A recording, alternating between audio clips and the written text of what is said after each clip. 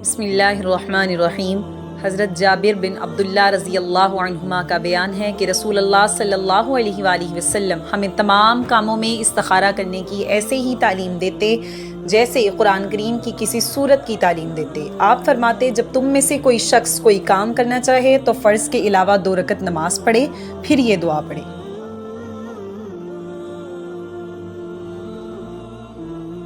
اللہم انی استخیرک بعلمک واستقدرک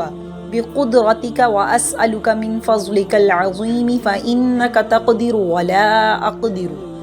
وتعلم ولا اعلم وانت علام الغیوب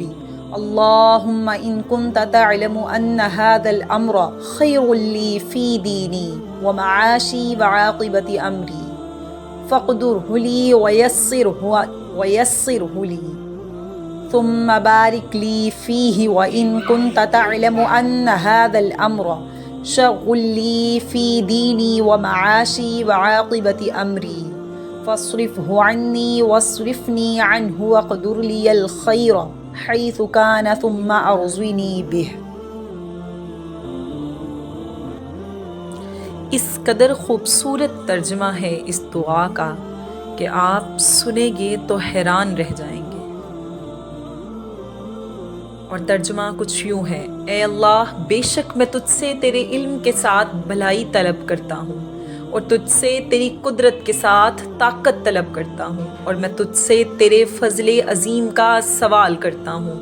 کیونکہ تو قدرت رکھتا ہے اور میں قدرت نہیں رکھتا، تو جانتا ہے اور میں نہیں جانتا، اور تو غیبوں کو خوب جانتا ہے۔ اے اللہ، اگر تو جانتا ہے کہ بے شک یہ کام میرے لیے، میرے دین، میرے معاش اور میرے انجام کار کے لحاظ سے بہتر ہے تو اس کا میرے حق میں فیصلہ کر دے اور اسے میرے لیے آسان کر دے، پھر میرے لیے اس میں برکت ڈال دے۔ اور اگر تو جانتا ہے کہ بے شک یہ کام میرے لیے، میرے دین، میرے معاش اور میرے انجام کار کے لحاظ سے برا ہے تو اسے مجھ سے دور کر دے اور مجھے اس سے دور کر دے، اور میرے لیے بھلائی کا فیصلہ کر دے جہاں بھی وہ ہو، پھر مجھے اس پر راضی کر دے۔